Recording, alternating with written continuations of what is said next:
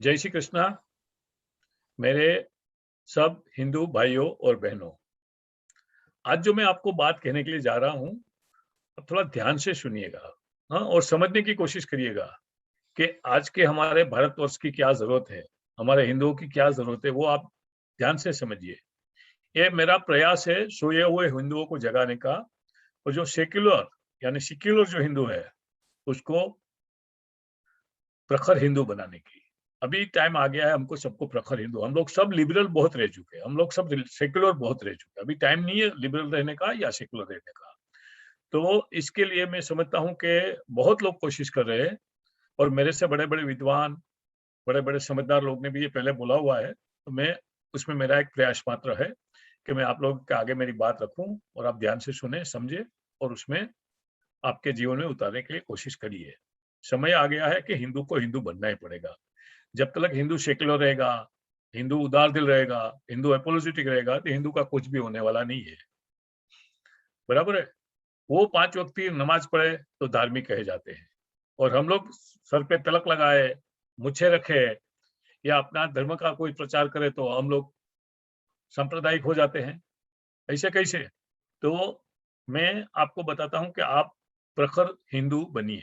प्रखर हिंदू बनने के लिए आपको और कुछ करने की जरूरत नहीं है। जो आपके शास्त्रों में, आपके पुराणों में, आपके वेदों में, आपके उपनिषदों में लिखा हुआ है, वो ही आपको अमल में लेके आने का है। ठीक है?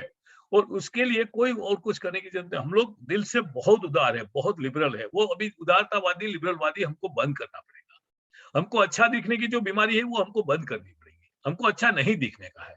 हम जो हिंदू है, हमको हिंदू ही दिखना है। ठीक है? पहला स्टेप आपका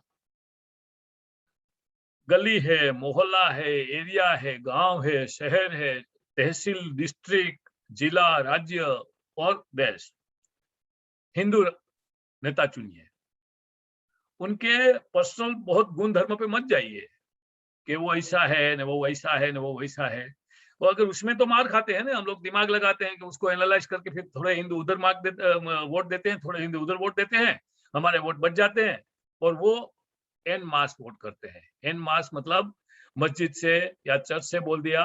देखो, लास्ट इलेक्शन में वो लोग ने तो बकायदा फतवे निकाले थे कि मोदी को वोट दे देना। क्रिश्चियन लोगों ने, और क्रिश्चियन लोगों ने आदेश, या जो भी बोलते हैं उनकी चर्च की या जो लैंग्वेज में, और मुस्लिम लोग ने फतवा निकाले थे कि मोदी को मत देना। तो उनके लिए कोई नहीं है। लेकिन हमारे हिंदू कोई ऐसे मंदिर में से, या अपने बड़े शंकराचार्य कोई बोलते ही नहीं है कि हिंदू को ही वोट देना। और वो बोलेंगे तो बोलते हैं तुम लोग सांप्रदायिक हो। ममता बनर्जी बंगाल में बोलती है सब मुसलमान जाग जाओ, एक सबके अपना वोट बंटने मत देना, मुझे ही वोट देना। तो वो कौमवादी नहीं कहलाते। दूसरी, जो हमारे लॉयर है हिंदू, उसको खास मैं हिदायत करना चाहता हूँ, उसको खास मैं अपील भी करना चाहता हूँ। और आपको भी बोलता हूँ कि आपको लॉयर रखना पड़े तो अपना हिंदू लॉयरिज्म सिलेक्ट करिए। हाँ, और हिंदू लॉयर को मेरी एक नम्र विनंती है कि आप पैसे के लिए उनके बड़े से बड़े गुनेगार का केस लेने के लिए तैयार हो जाते हो। वो उनके खाली मुसलमान पकड़ा जाता है, टेररिस्ट भी पकड़ा जाता है तो उसका वक्फ बोर्ड आ जाता है, उसका इस्लाम बोर्ड आ जाता है, उसका डिकना बोर्ड आ जाता है, उसके सबके केस लड़ते हैं। लेकिन आप पैसे के लिए उनके केस लड़ने के लिए चले जाते हो।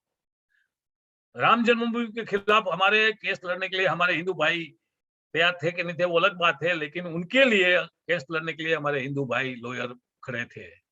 शर्म की बात है कि राम जन्मभूमि के लिए हिंदू लॉयर हिंदुओं के खिलाफ दलीलें करता है और सामने वाले को जिताने की कोशिश करता है।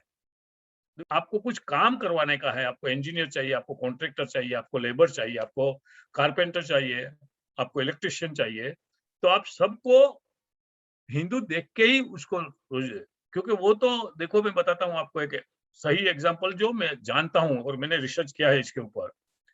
मुंबई से गुजरात जाते हैं हाईवे पे, चारों ओर रेस्टोरेंट्स है।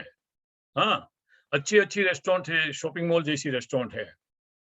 सब रेस्टोरेंट के नाम हिंदू है, लेकिन एक भी रेस्टोरेंट का मालिक कोई अपवाद में निकलेगा तो अलग बात है, मेरे ध्यान में से रह गया है, तो बाकी सबके मालिक मुसलमान है। भाग्य लक्ष्मी, लक्ष्मी भारत विधाता, भाग्य माता, ऐसे ऐसे नाम रखे हुए हैं। कृष्ण विहार, कृष्ण कुंज। और वो रेस्टोरेंट के मालिक कौन है? गुजरात में एक एरिया है, पाटन, महसाणा साइड में, वो गुजराती मुस्लिम है, चिलिया मुस्लिम बोलते हैं उसको। बड़ी होशियार कौम है बिजनेस में। ब्राह्मणों में से और बनियों में से और लोहानों में से कन्वर्ट किया गया मुसलमान है, लेकिन चुस्त मुसलमान है, जिहादी मुसलमान जैसा ब्रेन रखते हैं वो। हाँ, अपने उधर एक भी हिंदू को नौकरी नहीं देते हैं, एक भी हिंदू के पास से सामान नहीं लेंगे, और जो कमाई होती है उसमें से 7% या 9% उनको चैरिटी को जाता है। वो हिंदुओं के सामने लड़ाई लड़ने में, आतंकवादियों को मदद करने में, कन्वर्जन में यूज होते हैं पैसे आपके। और उनके सारे के सारे उनके उधर पैसा खर्चा करने वाले, ये बड़ी वोल्वो कोचिस या लग्जरी कोचिस चलती है गुजरात और मुंबई के दरमियान, पूरे रात और दिन कोचिस चलती रहती है। वो कोचिस उधर जाके वो ड्राइवर को थोड़ा पैसा देता है, ड्राइवर पैसे के लालच में उधर जाके अपनी गाड़ी खड़ी कर देते हैं, पैसेंजर उधर जाते हैं, नाश्ता करते हैं। नाश्ता वेजिटेरियन पक्का होगा, वो अंदर कैसा होगा वो भगवान जाने और वो जाने, क्योंकि अंदर किचन में तो किसी को जाने नहीं देते हैं, और वो पैसे आपके खिलाफ यूज करते हैं। उनकी एक सोसाइटी है अहमदाबाद में, उस सोसाइटी में नक्की किया गया है कि हमारी जो ये हाईवे पे जितनी रेस्टोरेंट है उसका माल ये सोसाइटी में से ही जाएगा, और सोसाइटी आउटसोर्स करेगी, मुसलमानों से ही करेगी आउटसोर्स। कोई हिंदू को 1 रुपये का बिजनेस नहीं देते हैं। और आप जो है बड़े दिलदार, बड़े सेक्युलर, हाँ, बड़े उदारमतवादी, उधर जाके खड़े रहते हैं, उधर जाके खाते हैं, पैसा लुटाते हैं, और वो पैसे आपके खिलाफ यूज होते हैं। तो जब भी आपको कोई कॉन्ट्रैक्टर, आपको कोई इंजीनियर, आपको कोई लेबर, आपको कोई कारपेंटर, आपको कोई मेसन, आपको कोई प्लम्बर, आपको कोई भी चाहिए, मैं तो बोलता हूँ बार्बर भी हिंदू ढूंढो। बार्बर में मैं देखो इंग्लिश में एक ही वर्ड है बार्बर, लेकिन हमारे पास 2 वर्ड है। हमारे गुजरात में वार्डन बोलते थे, वार्डन मतलब बाल काटने वाला। वो हिंदू जो होता था वो वार्डन होता था, और जो मुसलमान होता था वो हजाम होता था, बराबर है। तो मैं बोलता हूँ कि आप भी अपना हिंदू भाई को रोजी रोटी दीजिए, उसके 2 वक्त की रोटी उसके घर में पकेगी, उसका आशीर्वाद भी मिलेगा, आपका काम भी बन जाएगा, और आपके धर्म को सपोर्ट करोगे। ठीक है, सीए भी ढूंढना है, डॉक्टर भी ढूंढना है, वो तो ऐसे ही करते हैं, राइट, उनके पास से सीखो ये सब चीजें, तो आपको भी वैसे ही करने का है। ठीक है, अभी सुबह में हर सुबह पड़ती है, हमको चाहिए फ्रूट्स चाहिए, हमको वेजिटेबल्स चाहिए, 2 चीजें मेन जरूरी है। और ज्यादातर करके मुंबई में मैं रहता हूँ, जब भी आता हूँ तो मुंबई में फ्रूट और वेजिटेबल का बिजनेस पे इन लोगों की मोनोपोली है। हाँ, वो आपको थूक लगा पे भी देते हैं तो भी आप खाते हैं, आप हंसी खुशी लेते हैं, नहीं पूछते हैं। लेकिन मैं तो बोलता हूँ उसका टेस्ट नक्की करो, जय श्री राम या जय श्री कृष्णा बोलो, सामने वो जवाब मिले तो खरीदी करो, नहीं तो नहीं करो। हाँ, और उसमें तो वो भी तकिया कलाम है, वो भी उनको मालूम पड़ जाएगा कि हिंदू जो जय श्री राम नहीं बोलेंगे, मेरी दुकान से माल नहीं लेंगे, तो वो जय श्री राम भी बोलने लगेंगे, जय श्री कृष्णा भी बोलने लगेंगे। लेकिन फिर भी आप उनसे सीखोगे नहीं, तो आपके भाई के पास से ही माल लो। दुकान भी, सुपरमार्केट भी, ग्रोसरी भी, करियाना की दुकान पे नक्की करो, तो वही हिंदू देख के ले लो। हाँ, टाइम आ गया है, अपना पैसा अपने पास ही रहने दो, क्योंकि हम तो चैरिटी करते नहीं है। हमारे में दशांश पद्धति थी पहले, कि इनकम का 10वां हिस्सा हम लोग धर्म के लिए देते थे, लेकिन अभी हमने सबने बंद कर दिए, क्योंकि हम तो पीछे पैसे के पीछे पागल हो गए हैं।